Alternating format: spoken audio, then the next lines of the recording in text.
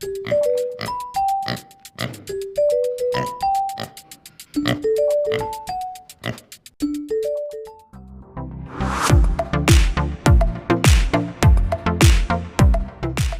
हमें आप ये बताएं कि प्रोटीन क्या है, ये हमारे पशुओं के लिए क्यों ज़रूरी है और इसके मुख्य स्रोत क्या-क्या हैं? थोड़ा अब हमें अवगत कराएं इसके बारे में। जी, देखिए हमारे फीड में प्रोटीन एक अहम, एक इम्पोर्टेंट पोषक तत्व है। जी, आप देखेंगे कि जो पिग का जो शरीर होता है जी, उसमें 13 से लेकर 15% प्रोटीन होता है पिग के शरीर में। जी, इसकी आवश्यकता क्यों बढ़ती है? मुख्य कारण इसके ये है कि जो है वो बॉडी में ग्रोथ जी, और गर्भस्थ जो शिशु होते हैं जी, उनके लिए बहुत ज़रूरी होता है, और ऑब्वियसली दूध उत्पादन के लिए, मीन्स जब आप ब्रीडिंग करते हैं तो प्रोटीन आपको बहुत ज़रूरी हो जाता है। सूअर के हर उम्र के हर स्टेज में इसका जी, अलग अलग महत्व होता है।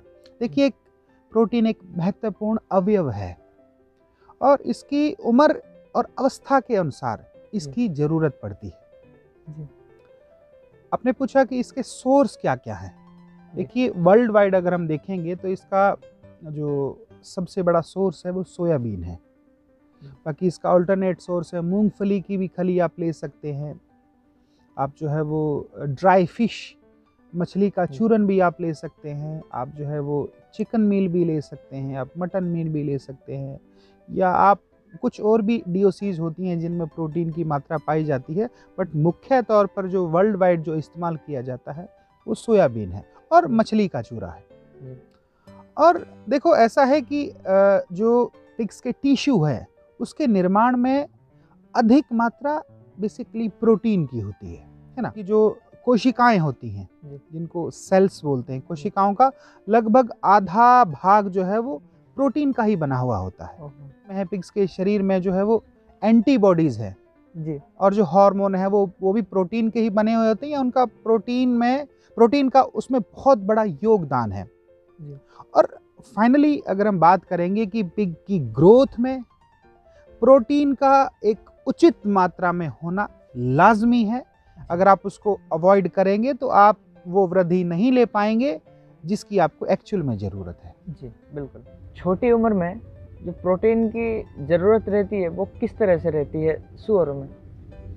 देखिए, अगर हम पिगलेट की बात करें, जो शूकर शावक की बात करें, तो जो बच्चों की पाचन शक्ति होती है, डाइजेस्टिव सिस्टम होता है, वो इतना बढ़िया तरीके से काम नहीं करता है। उनकी पाचन शक्ति बहुत कम होती है। जी, देखो, जन्म होने के बाद में प्रोटीन जो है, प्रोटीन का जो सोर्स है जी, वो बच्चे का सिर्फ उसके माँ का दूध रहता है, और कोई उसको हम ऊपर से कुछ दे नहीं सकते हैं। तो प्रोटीन का सोर्स मेन उसका माँ का दूध है, जी, और उसी से उसके शरीर में जो है वो हाई प्रोटीन जाता है, जी, जिसके चलते उसकी जो है इम्यूनिटी बूम होती है, बूस्ट होती है, जिसको हिंदी में प्रतिपिंड बोला जाता है और इंग्लिश में इसको एंटीबॉडीज बोला जाता है। जी, जी, एंटीबॉडीज बनना स्टार्ट हो जाती हैं उस दूध से। देखिए, एक शोध से पता चला है कि जो बच्चा जब गर्भाशय में, बच्चेदानी में होता है, तब उसकी एंटीबॉडीज नहीं बनती है एक्चुअल में। पर जब बच्चा जन्म ले लेता है, बाहर आ जाता है, जी, तो जो उसका जो माँ का पहला दूध होता है, जिसको जी, हिंदी में खीस बोलते हैं, इंग्लिश में इसको कलस्त्रम बोलते हैं, जी, उसमें एंटीबॉडीज प्रचुर मात्रा में होती है।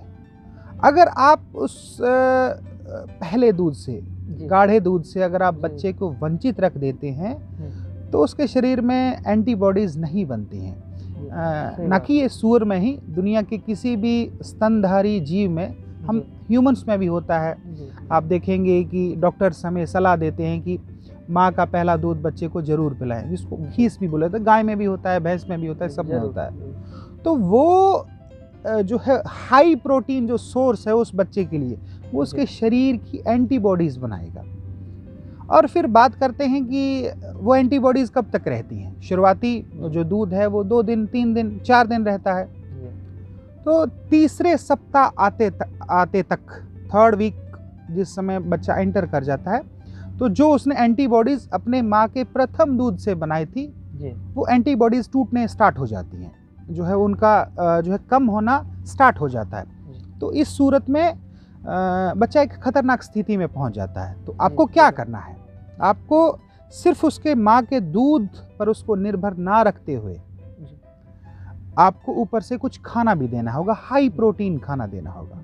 देखो, हम तो ये सलाह देते हैं कि आपको जब बच्चा पैदा होता है आपको 7वें दिन से उसको थोड़ा बहुत खाना देना स्टार्ट करना होगा। उस खाने में आपको सुगंध पैदा करने के लिए आप मिल्क पाउडर की मात्रा थोड़ी सी ज़्यादा कर सकते हैं, जिससे बच्चा खाना स्टार्ट कर दे। क्योंकि देखो, ऐसा है कि उसको अगर प्रोटीन नहीं मिलेगा तो उसके शरीर में एंटीबॉडीज़ नहीं बनेंगी। अगर एंटीबॉडीज़ नहीं बनेंगी तो बच्चा किसी भी बीमारी को झट से पकड़ लेगा। सो ये मुख्य छोटे बच्चों में ये जो कारण है जिसके चलते प्रोटीन जरूरी है, और उनके जो मेन सोर्स है वो भी मैं आपको छोटे बच्चों में बता चुका हूँ। धन्यवाद। और मैं ये पूछना चाहता हूँ कि जो प्रोटीन हम देंगे पशुओं को, तो उसका डिस्ट्रीब्यूशन कैसा रहेगा, उसका उसकी मात्रा कैसे रहेगी हर कैटेगरी के फीड में? जी जी। देखिए, फीड की 4-5 कैटेगरीज होती हैं। फर्स्ट ऑफ ऑल, जो हम जिसको क्रीपर बोलते हैं या क्रिब फीड बोल देते हैं या फिर स्टार्टर फीड बोलते थे, यानी कि उस अवस्था का फीड जो 0 to 28 डेज के दौरान दिया जाता है। 0 नहीं होता है, 7 डेज होता है एक्चुअल में। तो उसमें एटलीस्ट 18 से लेकर 22% आपको प्रोटीन की मात्रा रखनी चाहिए, जिससे आपका जो ग्रोथ है वो बहुत जल्दी से बूम करता है। और फिर हम बात करते हैं ग्रोअर कैटेगरी की फीड में। मीन्स आप ये मानकर चलो कि 15 किलो से ऊपर कैटेगरी की फीड में तो आपको एटलीस्ट 16% आपको प्रोटीन देना होगा अपने फीड में। और अगर 35-40 किलो से ऊपर के पशुओं की, हर कैटेगरी के पशुओं की मैं यहाँ बात करूँगा, तो एटलीस्ट 14 से लेकर 15% ओवरऑल आपके फीड का जो हिस्सा है वो प्रोटीन का हो, तो आप फाइनली एक बहुत ही शानदार आउटपुट देखेंगे, क्या उसकी ग्रोथ में और क्या उसकी प्रोडक्टिविटी में। धन्यवाद। मैं आशा करता हूँ आपको मेरे इस जवाब से संतुष्टि मिली होगी। धन्यवाद। धन्यवाद। Thank you.